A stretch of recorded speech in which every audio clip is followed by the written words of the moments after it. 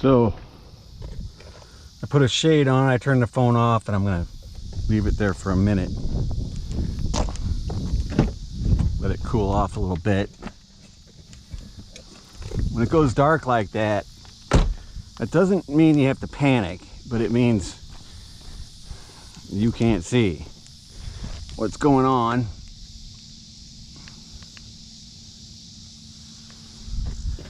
And that's not good. So hopefully the phone will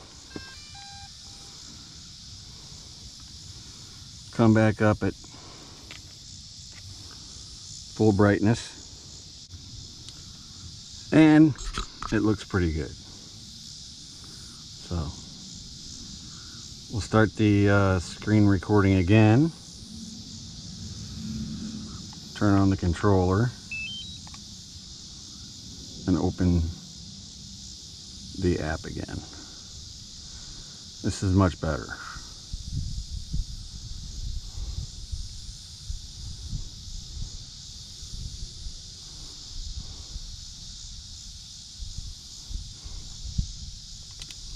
Oops, I have to plug in the cord.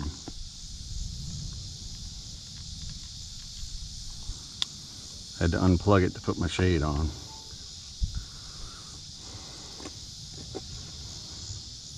Okay, now I can see what's going on. So we'll go ahead and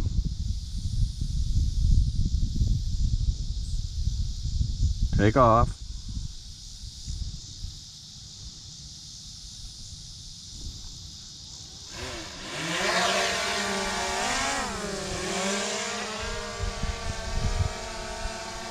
I think I'll fly the other way this time.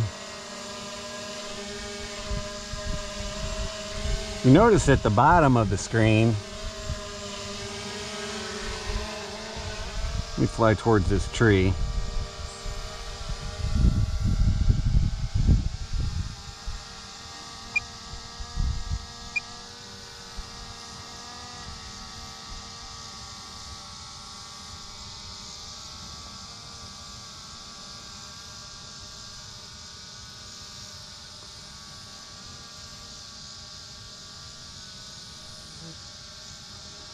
At the top of the screen, you can see this orange highlight.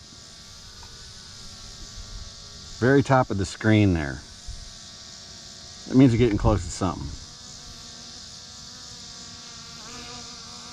Now it went away, and I'm probably 20-30 feet away from that. So I'm going to go ahead and hit record again. Let me turn off this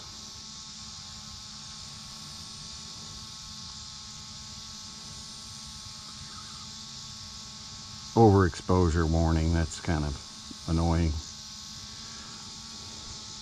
I'm going to hit record again. That's what those zebra looking lines were. It's telling me I'm overexposed, and I am.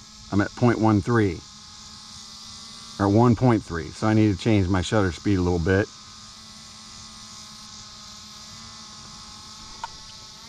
But once I get up in the air,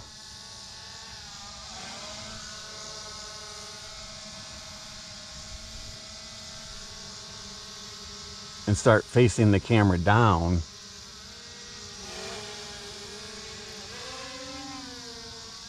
that'll probably change.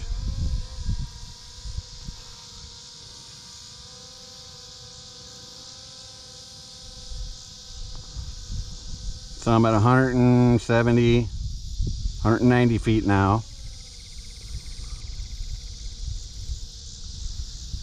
And it takes a little while to learn how to operate these drones, but you don't have to be some kind of video gamer or have some kind of... This one's made very simple. For instance, if I want to do a circle or a point of interest shot, let's say on this little clubhouse here,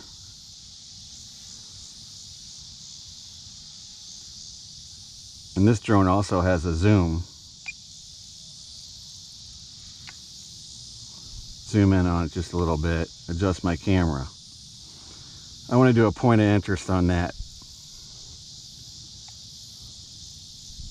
Come down a little bit. And I know I use these for certain things. Like, I don't want to do a bunch of circles around there, but I might want to get the effect of just flying away from that. So it comes up here at the bottom. It says active track, spotlight, or point of interest. I want point of interest. I'm going to do a circle. I'm going to say do it kind of fast. And it's going to start circling that house, that clubhouse. And I can zoom in on it, but I guess I lose my status.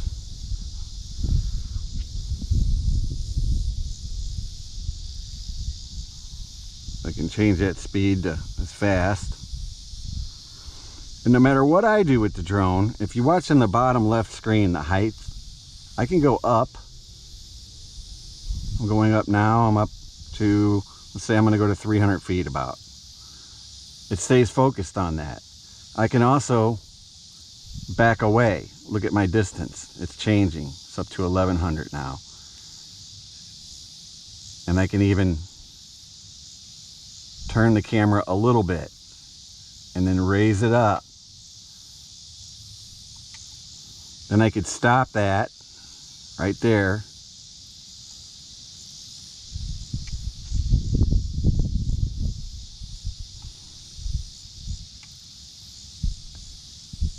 And with a little editing,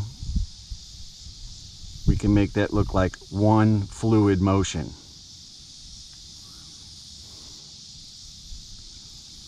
Now I'm heading over to this other area, let's say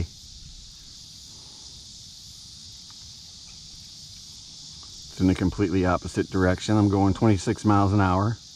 I'm in the middle speed mode, which is really the most efficient when it comes to battery.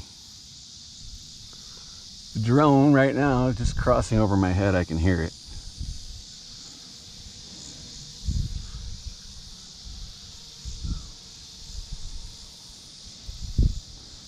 My shutter speed's a little high. Like I say, I like to keep that around 0. You want to keep it around 0 or just below 0, because overexposed is very hard to clean up. Underexposed means it's too dark, and darkness in a picture is information that you can remove. A picture that's too bright is not information that you can remove.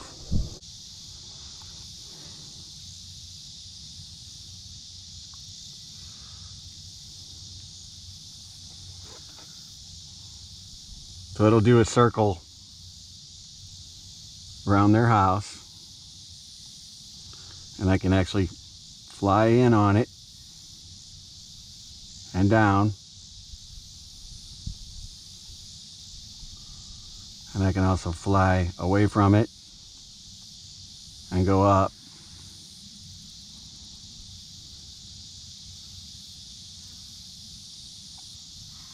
And those are the effects you're kind of looking for.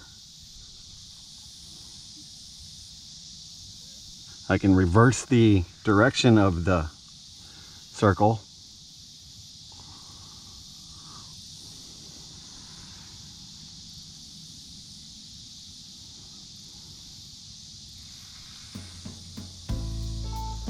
That's top speed there. It's actually going faster than you think. 23 miles an hour. Now I'm at 130 feet, and that's getting close to some of the tree lines. So I'm gonna stop this, and I'm gonna immediately go up.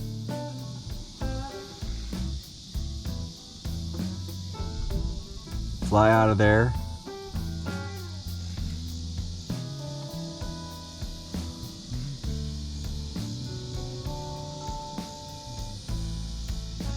I'm in the low speed now. If I go in the very fast speed, the obstacle avoidance becomes unavailable, but I'm going, you know, right now 40, and my battery is at 33%. So I also like to do a lot of these shots, sideways and then circles. I'm not really trying to make a good one right here, right now, but. And then one other thing you can do, this is the last thing I'll do probably before I get the battery warnings. I'll just go back to picture mode.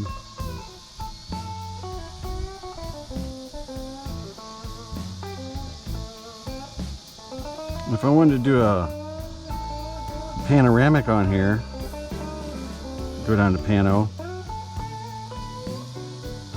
I got it aimed at my car.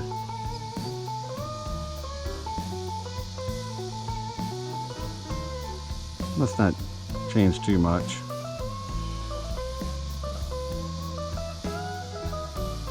Get that mm right at 0 and then hit start. Now it's going to start taking all these different pictures.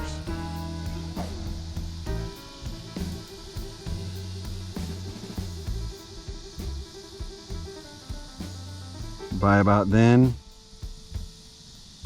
my battery will be pretty much depleted.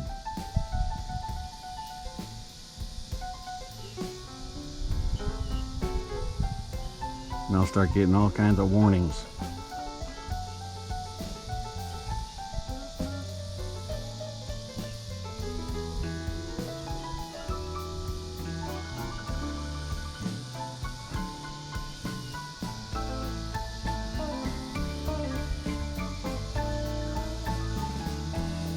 So now it's done taking the pictures, and it's stitching them all together for me.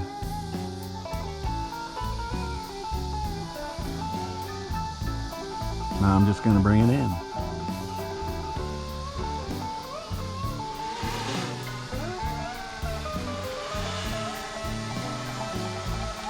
There it is.